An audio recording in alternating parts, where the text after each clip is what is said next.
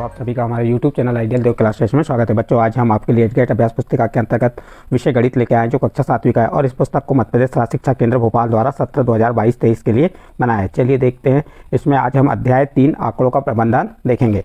चलिए देखते हैं इसके प्रश्न नंबर 1 क्या कह रहा है। इसमें प्रश्न नंबर 1 कह रहा है, सबसे बड़े और सबसे छोटे आंकड़े के अंतर को क्या कहते हैं। तो बहुत आसान उत्तर है, सबसे बड़े एवं सबसे छोटे आंकड़े के अंतर को क्या कहते हैं। तो उत्तर हो जाएगा प्रसार या परिसर कहते हैं। ये क्या है यहाँ पे, प्रसार या परिसर कहते हैं। प्रश्न नंबर 2 देखिए, दिए गए आंकड़ों को आरोही और अवरोही क्रम में व्यवस्थित करने के बाद उनका बीचों बीच, यहाँ पे बीच छूट गया है, बीचों बीच वाला मान कहलाता है। तो उत्तर हो जाएगा क्या कहलाएगा, माध्यक या माध्यिका। जो दिए गए आंकड़े रहते हैं उनके आरोही या अवरोही क्रम में व्यवस्थित करने के बाद जो बीचों बीच वाला मान माध्यक या माध्यिका कहलाता है। प्रश्न नंबर 2 कंप्लीट हुआ। इसका प्रश्न नंबर 3 देखते हैं। चलिए प्रश्न नंबर 3 कह रहा है, प्रथम पाँच प्राकृत संख्याओं का माध्य ज्ञात कीजिए। प्रथम 5 प्राकृत संख्या कौन सी होती है, प्राकृत संख्या कहाँ शुरू होती है, 1 से। तो हमें प्रथम 5 प्राकृत संख्या ले लेंगे, तो हल लिखेंगे यहाँ पे। प्रथम 5 प्राकृत संख्या कौन सी हो गई, 1 2 3 4 5। अब इनका क्या ज्ञात करना है, माध्य। तो माध्य बराबर क्या होता है, कुल पदों का योग भागित कुल पदों की संख्या। तो यहाँ पे कुल पद कौन से हो गए, 1 2 3 4 और 5। और संख्या कितनी गिन लो इनको, 5 संख्या है। तो ये 1 धन 2 धन 3 धन 4 धन 5 भागित 5। जोड़ो 5 और 4 9, 9 में 3 जोड़े के 12, 12 में 2 जोड़े 14 और 1 15 भागित 5। तो 15 भागित 5, 5 का भाग 15 में दिए कितने बार गया, 3 बार। अतः माध्य कितना आ गया, 3। ये हमारा आंसर आ गया। इसका नेक्स्ट अगला प्रश्न देखते हैं। प्रश्न नंबर 4, आंकड़ों में सबसे अधिक बार आने वाला प्रेक्षण क्या कहलाता है। तो बहुत आसान उत्तर है, जब आंकड़ों में सबसे अधिक बार आने वाला प्रेक्षण बहुलक कहलाता है। इस प्रकार प्रश्न नंबर 4 का उत्तर कंप्लीट हुआ। नेक्स्ट अगला प्रश्न देखते हैं। प्रश्न नंबर 5 क्या कह रहा है। चलिए प्रश्न नंबर 5 में है, सुशील 3 क्रमागत दिनों में क्रमशः 6 घंटे 5 घंटे 7 घंटे पढ़ता है। उसके प्रतिदिन पढ़ने का औसत समय क्या है। देखिए सुशील क्या करता है, 3 क्रमागत दिनों में क्रमशः 6 घंटे 5 घंटे 7 घंटे पढ़ता है। उसके प्रतिदिन पढ़ने का औसत समय क्या है। तो हमें औसत समय निकालना है। तो यहाँ लिख देंगे हल लिखे हमने, फिर लिखेंगे सुशील के पढ़ने का औसत समय कुल समय का योग भागित दिनों की संख्या, जितने दिन पढ़ता है। तो आप देखिए यहाँ पे कुल समय का योग बराबर कितना है। तो हम किस टाइप से करेंगे, जो हमारा समय दिया हुआ है, क्या दिया था, 6 घंटे दिया है, 5 घंटे और 7 घंटे, इन तीनों को जोड़ देंगे और कितने कुल अंक कितने हैं, 3 हैं। 3 का भाग दे देंगे, 6 5 11 और 7 18। 3 का भाग 18 में दी कितने बार गया, 6 बार। तो कितना आ जाएगा इसमें, 6 घंटे। तो इस प्रकार से आपका प्रश्न नंबर 5 यहाँ पे कंप्लीट हुआ। नेक्स्ट अगला प्रश्न आता है प्रश्न नंबर 6। प्रश्न नंबर 6 क्या कह रहा है, निम्नलिखित आंकड़ों का बहुलक ज्ञात कीजिए।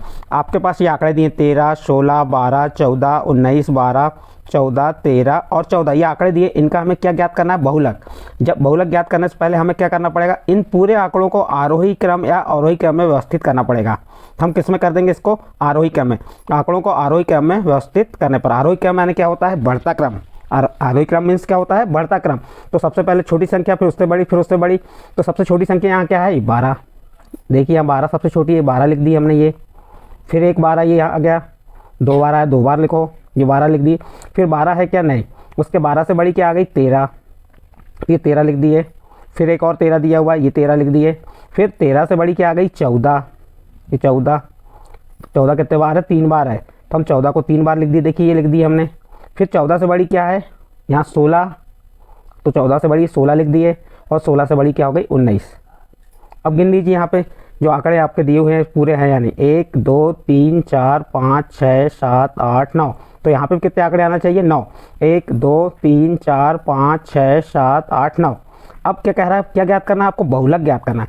तो बहुलक जो आंकड़े सबसे अधिक बार आए हैं वो क्या कहलाता है, बहुलक। और 14 यहाँ कितने बार आया है, सबसे अधिक बार आया है, 3 बार आया है। जबकि 12 2 बार है, 13 2 बार है, 16 1 और 19 1 बार है। तो 14 सबसे अधिक बार आया, तो क्या होगा, बहुलक क्या होगा, 14 होगा। तो क्या लिख देंगे हम, यहाँ 14 सबसे अधिक बार आया है, अतः बहुलक 14 है। इस प्रकार से प्रश्न नंबर 6 कंप्लीट। नेक्स्ट अगला प्रश्न देखते हैं। प्रश्न नंबर 7 क्या कह रहा है, इसमें माध्यक ज्ञात कीजिए। माध्यक को और क्या कहते हैं, माध्यिका कहते हैं। माध्यक यानी बीच वाला पद जो होता है। तो जो आपको आंकड़े दिए हुए हैं यहाँ पे, ये आंकड़ों का क्या ज्ञात करना है आपको, माध्यक ज्ञात करना है। तो 24 36 46, 17, 18, 25, 35 ये आंकड़े दिए हुए हैं। इनका हमें क्या ज्ञात करना है? माध्यक ज्ञात करना है। माध्यक कह रहे हैं माध्यिका ज्ञात करना। तो माध्यिका ज्ञात करने से पहले इन आंकड़ों को आप आरोही क्रम में जमा लीजिए।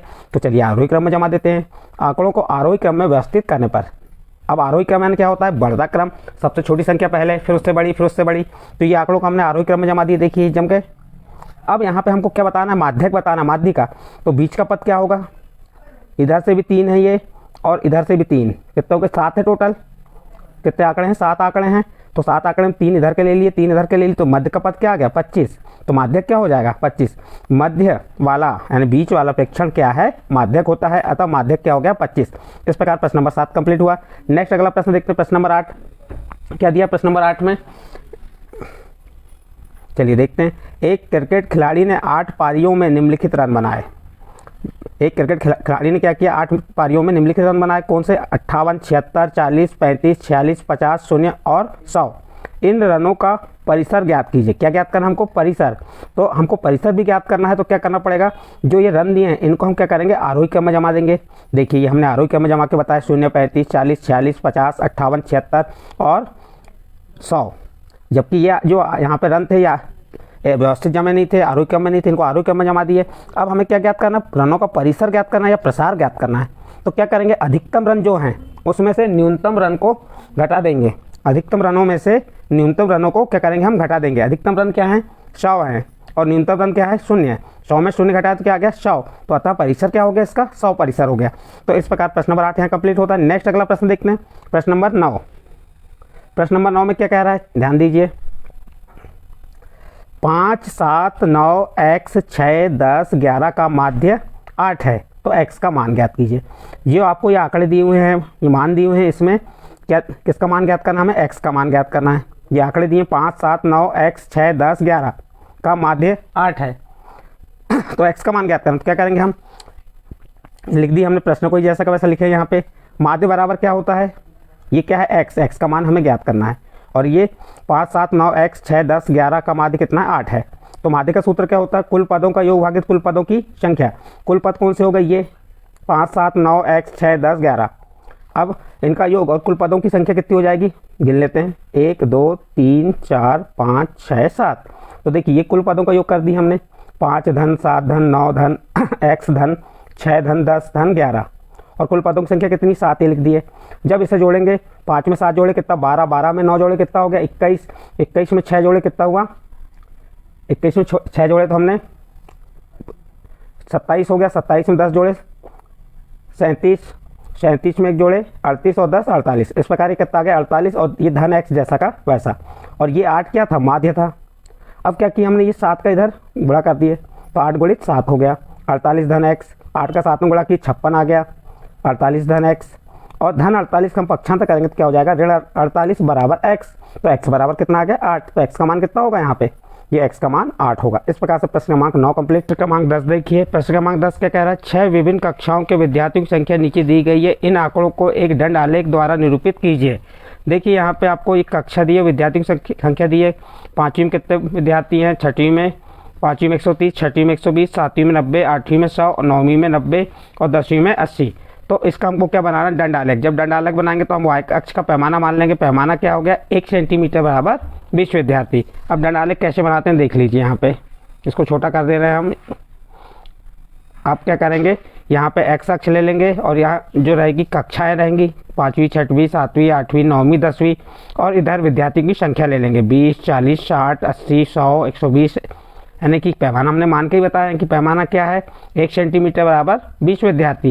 तो देखिए 1 सेंटीमीटर किसके बराबर है? 20 विद्यार्थी के बराबर है। अब देखिए 5वीं विद्यार्थी कितने हैं? 5वीं में 130 विद्यार्थी। तो यहाँ पे 130 आ जाएगा आपका। ये यहाँ पे क्या आ जाएगा? ये 130 यहाँ समथिंग आएगा। तो ये 130 का ग्राफ हो गया, ये दंड आलेख बन गया। फिर 6वीं में कितने हैं? 120। तो 120 ये इसके, ये देखो ये आ गया 120। फिर उसके बाद 7वीं में कितने हैं? 90। तो यहाँ पे 90 का आ जाएगा। फिर 8वीं में कितने हैं आपके? 100। तो ये 100 के सामने आ जाएगा ये 100। फिर उसके बाद चले आइए किसमें? 8वीं के बाद 9वीं में कितने हैं? 9वीं में 90 है। तो ये यहाँ से आप यहाँ पे समथिंग 90 होगा, तो ये 90 का आ गया आंकड़ा। और उसके बाद 10वीं में कितने हैं 80, तो ये 80 का हो गया। तो इस प्रकार से आप दंड आलेख बना सकते हैं। तो ये प्रश्न क्रमांक 10 में क्या कहा था आपको, दंड आलेख बनाने के लिए कहा था। आप दंड आलेख कैसे बनाना है आपको हमने बता दिया, यहाँ पे आप देख सकते हैं। इस प्रकार से आपका प्रश्न नंबर 10 यहाँ पे कंप्लीट होता है। बच्चों यदि आपको हमारे द्वारा जो प्रश्न बताए गए अध्याय 3 के ये आपके समझ आए तो आप हमारे चैनल आइडियल देव क्लासेस सब्सक्राइब कीजिए, लाइक कीजिए एवं अन्य ग्रुप में शेयर जरूर कीजिए।